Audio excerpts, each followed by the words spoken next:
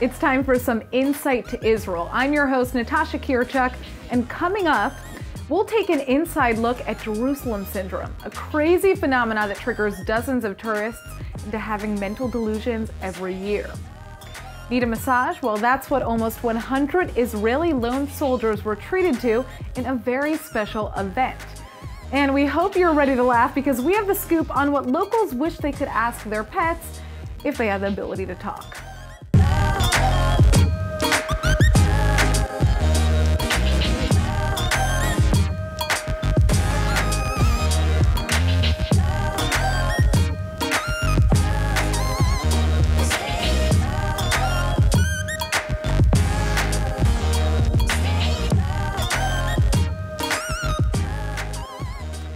Jerusalem is one of the top tourist destinations in the world, and it can be a life-changing place to visit. But for some tourists, getting to know Jerusalem can be so overwhelming that they start to have mental delusions. The phenomenon is called Jerusalem syndrome, a disorder that's been affecting hundreds of thousands of people for the last century. I headed to Jerusalem to find out just how it's triggered. In November 2017, 29-year-old Oliver McAfee went missing in the Israeli desert. At first, officials thought he had gotten lost while cycling. The last trace found of him was a series of notes with passages from the Bible scattered on paper and rocks across the desert. Until today, the young British tourist hasn't been found, and police believe he may be suffering from a unique condition, Jerusalem syndrome. Jerusalem syndrome is a behavioral phenomenon when the tourists who come to visit Israel present themselves as incarnated figures, mostly Messiah, biblical figures, and they have a mission here. That mission can be anything from preparing the Last Supper to attempting to tear stone blocks out of the Wailing Wall. One Irish schoolteacher even made her way to a Jerusalem hospital, claiming she was about to give birth to baby Jesus. It turns out she wasn't even pregnant. Every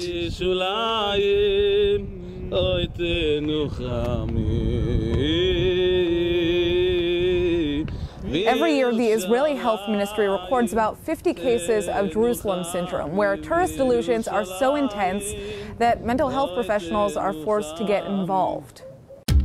This is Itamar Ben David. He's a professional tour guide in Israel, and he's dealt with Jerusalem syndrome firsthand. I had one client experience Jerusalem syndrome 2 years ago. We set an itinerary. He would keep telling me how he's pure-blooded. He's 98% Ashkenazi Jew. He got his blood tested, and he really felt like he's a descendant of King David. He repeats it over and over and over. It became like a theme. He became very exhausted from all the experience that he had because we really toured everywhere. Then his friend from America came over, and I told her, listen, I think he should rest a little bit. He didn't eat very well. I asked her, do you think he's fine? She said, no, just let Adam be Adam and he'll be just fine. 30 minutes later, I get a text message from his friend that he became completely psychotic. He started to trash the apartment, to threaten on her. He was referring to himself as the king of the Jews or the Messiah, and he came to, to save us or something like that. Just over 80% of the people that have been hospitalized with Jerusalem syndrome actually experienced mental health issues in their home countries, but others are simply overwhelmed by the intense spiritual experiences that they're having while they're in the Holy Land. 55% were schizophrenic, 14% was manic depressive. Actually, they suffer from significant psychiatric disorder. But I will tell you something, they was not psychotic or unbalanced when they come to the airport. Otherwise, they would not pass. The deterioration happened here. We're next to the room of the Last Supper. This is where the first Mass took place of Jesus and the apostles. 50 days later, after Jesus' death and resurrection, the elders of the early kind of newborn church, they assemble here. And this is what happens. It says this: they were all filled with the Holy Spirit and began to speak with other tongues. They were all Jewish. They were speaking Hebrew and Aramaic. All of a sudden, they started speaking tongues. And until today, this practice is taking place in many, many churches all across the U.S. It's common to see tourists begin to speak in tongues when they come to they would do that. They would do that practice here. It can be very emotionally exhausting for some of the tourists that come on these trips. Sure. Right? I don't know if you noticed, but some of the people that just went through us were crying. coming into a space like this, you can feel that energy. I get the chills. Absolutely. And it doesn't matter what your background is. It doesn't matter if you're Jewish or Muslim or Christian or Hindu. When you come here to spiritual places, you feel the vibe right away. The question is Jerusalem syndrome a disease or a cultural phenomenon? Or are the people experiencing Jerusalem syndrome actually speaking to God? Dr. Eliezer Witztum says Jerusalem syndrome isn't unique. It's a so-called psychogeographic disorder that takes different forms in different parts of the world. In Italy, there's the Florence syndrome, where people overwhelmed by the significant historical art experience hallucinations related to the Renaissance. In the US, some people have experienced the White House syndrome, where they claim that they're the real president. Whether it's a love of art, religion, or power, the symptoms are all the same. It's happened because Jerusalem is one of the most significant cities in the world for the three monotheistic religions. I was asked that many times, what happened if the true Messiah will come? So maybe if he can do miracles, we will believe him. So far, nobody has done miracles? No. Now, turning to a hugely viral topic, in spring of 2017, one of the most epic luxury musical festivals on the planet was supposed to take place. The Fyre Festival had been promoted for months by some of social media's biggest influencers, but it ended up turning into perhaps one of the biggest and most dangerous scams in modern-day history. Take a look at this clip from the Hulu documentary, Fyre Fraud. Fyre Festival was supposed to be the new Coachella, the new Burning Man. Exclusivity with access to premier talent. It was going to be an experience bordering on impossible. What's the worst thing that could possibly happen? This is our world. Oh, God. Oh, Jesus.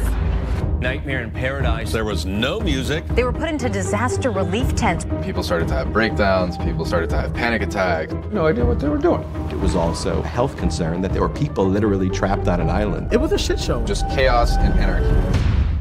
Joining us now in the studio is Oren Aks, an Israeli man who some call one of the unsung heroes of the disaster. Oren is a social media strategist who was given the task of promoting the Fyre Festival. Thank you for coming in. Thanks for having me. All right, Owen, so this so-called luxury Fyre Festival was supposedly going to be the party of the century. It was located on a Bahamian island that was apparently or allegedly once owned by Pablo Escobar, but, you know, people paid literally millions to go and they didn't find what they expected. What happened here? So the festival started out as this great concept of people wanting to kind of elevate the festival experience.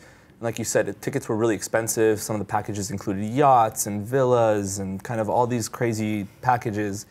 And then when people arrived, the management team behind the festival didn't prepare anything, basically. This is the short version of it all, but when people arrived, they had nowhere to sleep, nowhere to eat, nowhere to get out. Now, as somebody who was promoting, this event, you were able to realize that something was wrong, during the planning process. How were you able to notice something when there were so many people who were just clearly scammed? I mean, there were a few red flags that I brought up along the way. Like, one of the major things was not getting paid on time. So if you're seeing that your client's not paying you on time, there's kind of this like feeling of what's going on. And then you see other agencies are dropping out and you're starting to feel like something is up and I should be paying attention. And I brought these up a lot for the company that I was working at the time, and nobody listened. So why do you think nobody was listening? I think nobody assumed things can get this bad. Nobody believed anything can go wrong, and it's just a client-to-client situation where nothing different was happening. Right.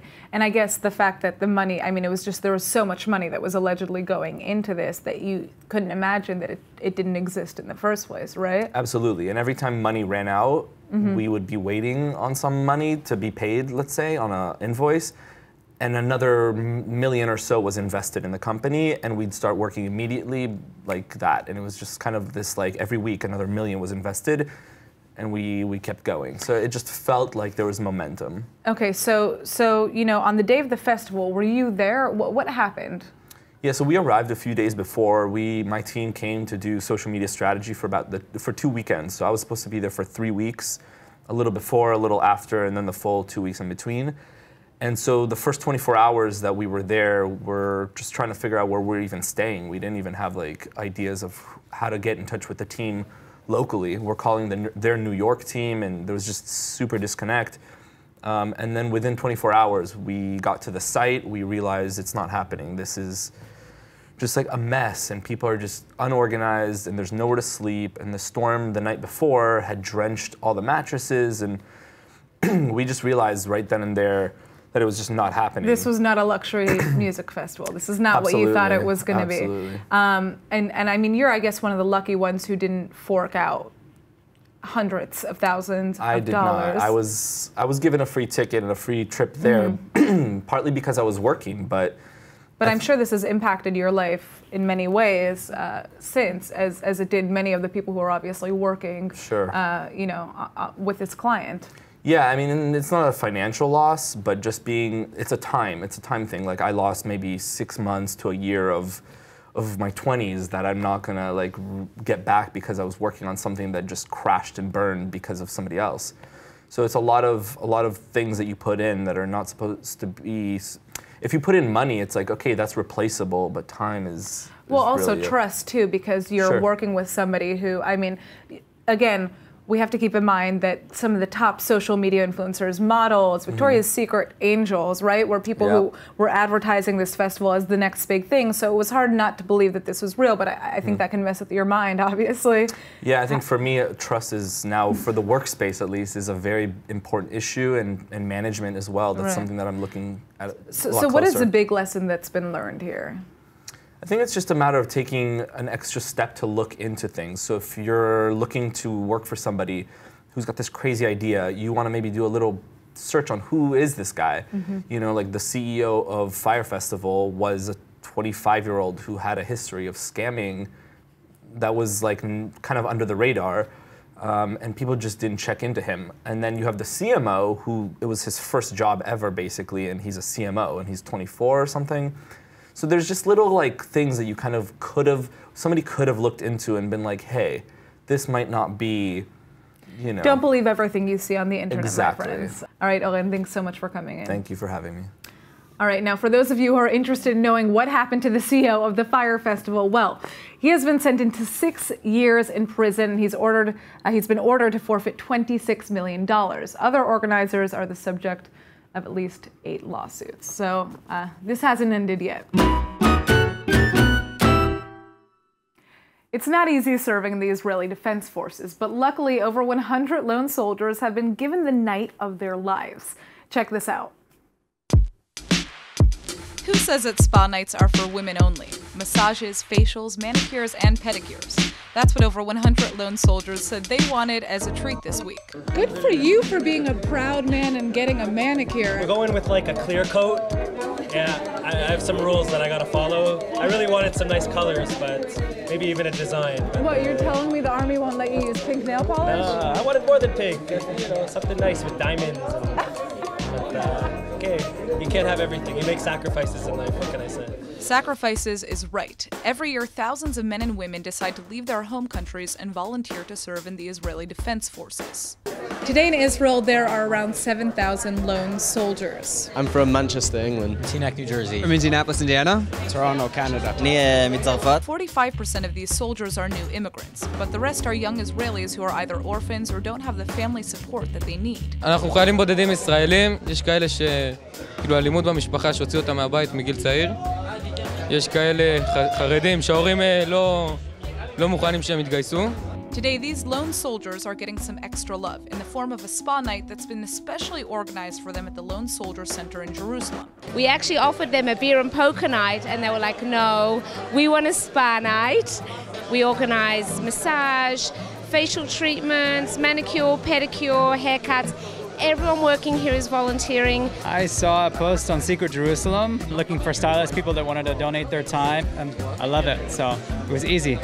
I'm beginning to think that I should have joined the army because the guys in here are getting full body massages and foot massages. The Lone Soldier Center in Jerusalem was founded in memory of Michael Levine, a lone soldier from Pennsylvania that was killed in action in 2006 during the Second Lebanon War.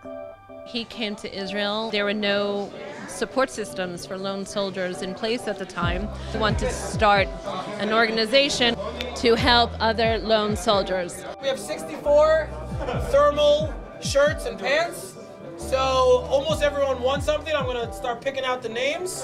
Sean, Yoram, Yoram. Thank you so much. At the Lone Soldier Center and their events really become these family events for them. To feel like there's community and people out there that are supporting them and helping them when they aren't with their families. Every Lone Soldier tonight is getting a bag from Sabon. Are you excited to see what's inside? I'm very excited. We have some hand cream. Is that going to come? Something I need. People are willing to give for something that we do. So we're coming here to go to the army, and people are helping us all around.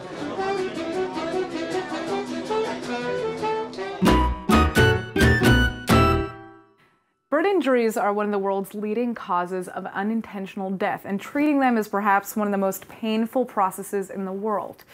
Here's the good news. An Israeli company has come up with a breakthrough medical device that completely eliminates all of the unbearable pain. It may look like an oversized glue gun, but it's called the SpinCare Device, and it completely replaces a process of dressing changes in burn treatment. Instead, the technology applies a protective layer to burns from about 20 centimeters away. And it only feels like a delicate spray of wind. Now, once applied, it allows new skin to heal underneath the wound, while protecting it at the same time. Not only is this process pain-free, it also reduces the risk for infection because the wound is never touched.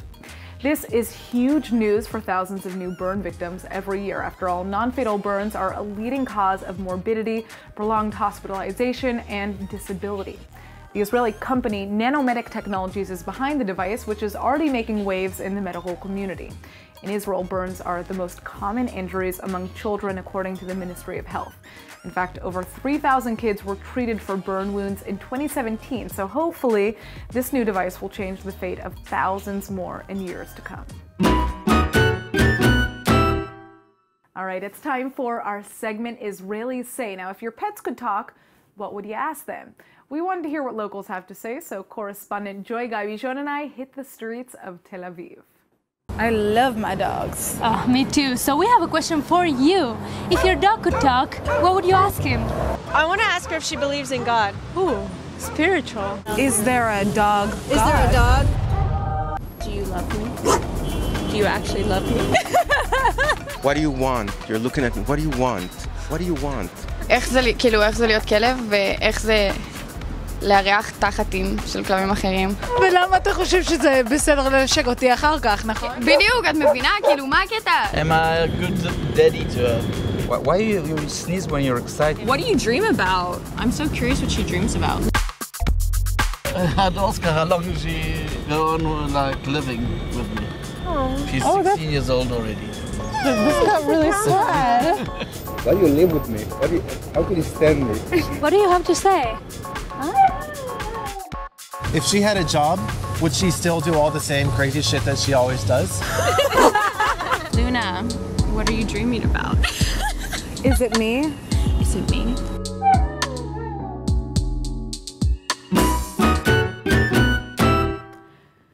Tel Aviv is already known as a city with a beautiful natural landscape. After all, it is located right on the Mediterranean coast. But one woman has decided to add an extra special touch to the city that never sleeps. And joining us now is correspondent Elad Samocha with more. Now, Elad, what is the scoop? All right, so I was walking down the street this winter and I saw this beautiful, cute mini garden between the cracks of the pavements. Oh, I would be scared to step on it. Yeah, but it's so adorable. You just see these little benches and little plants, and with the hashtag Animals of the City. Animals of the City. Okay, Yeah. so what was this initiative? So I looked into it, and apparently it's a musician. She's 24 years old. She's Israeli. She's called Coral Bismuth, and that was her very creative way to promote her album. Interesting. Let's actually take a look at the music video that she made with these mini gardens. Look at how cute they are. So cute.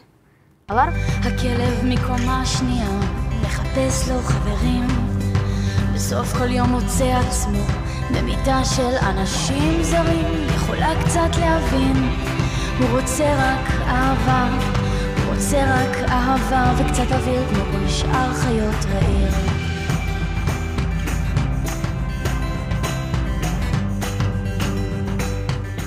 Well, I mean, I can assume that people were stopping on the streets to look at these baby mini gardens because they're just—it's really a sweet idea. Why mini gardens? How did she come up with that idea? Because she also works with plants as well, and plants always make you happy. And I mean, even in her concerts out in the city, she has sunflowers all over the place. So it's just a cheerful way and very creative way to promote your talents. Honestly, it's an amazing advertising campaign because everybody saw this and had no idea that it was related to a musician and her album. And also, you know, it's just something that really dresses up the city. Exactly, and she also said that because it's winter, so it's pretty tricky to have these plants stay alive. So she's gonna get back to it, like in March when the first big sun comes So we back. don't have to be worried that we're going to lose out on having seen these gardens because the winter is ending. Yeah. All right, Elad. Well, amazing. Thank you so much for joining us. Thank you. Of course. Now this is interesting. It looks like local startups in Israel are getting more and more investments from an unlikely source, kibbutzim. In the last year alone, these collective communities have injected $30 million into startups. Kibbutzim are collective socialist communities that were set up in Israel at the start of the 20th century and have typically subsisted off of their work in agriculture. Now it looks like these communities are trying to support themselves by boosting their investments in local new technologies by a whopping 45%. In 2018, kibbutzim spent 110 million shekels in a total of 34 deals. Many kibbutzim also have their own innovative businesses, and sales from kibbutz enterprises actually totaled almost 45 billion shekels last year. Now, kibbutzim claim to be Israel's first startup venture. After all, they were set up to play a key role in the founding of Israel. With their cooperative model, everybody makes the same amount of money no matter what they do for a living, and anything extra goes back to the community to pay for health care, education, housing, and every other basic need. While kibbutzim are socialist in nature, there has been a shift in recent years, with many of these communities opening up local industrial ventures that have largely boosted Israel's economy. All right, my friends, that's it for today's episode of Insight to Israel. I'm Natasha Kirchak, and keep on smiling.